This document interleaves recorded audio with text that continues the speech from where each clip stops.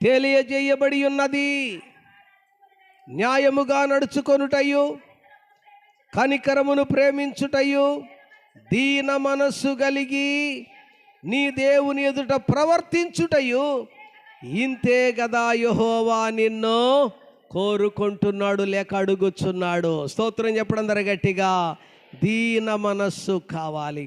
ఫిలిప్పి 2:5 చదవద్దు, మత్తయి సువార్త 11:29 చదవద్దు. క్రీస్తు యేసునకు కలిగిన ఈ మనస్సు మీరును కలిగి ఉండుడి.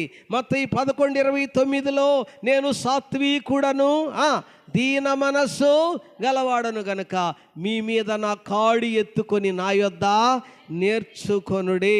ప్రియులారా, ఆ యెషయా గ్రంథము 57:15 చూస్తే ఎవరి దగ్గర ఆయన నివాసము చేస్తాడు, ఎవరి దగ్గర ప్రియులారా ఉంటాడు, ఎవరి మధ్య ఉంటాడు, ఎక్కడ ఉంటాడు అంటే వినయము గలవారి ప్రాణమును ఉజ్జీవింప చేయునట్లు వినయము గలవారి యొద్దను, దీన మనస్సు గలవారి యొద్దను నేను నివసిస్తానని దేవుడు సాక్ష్యమిస్తూ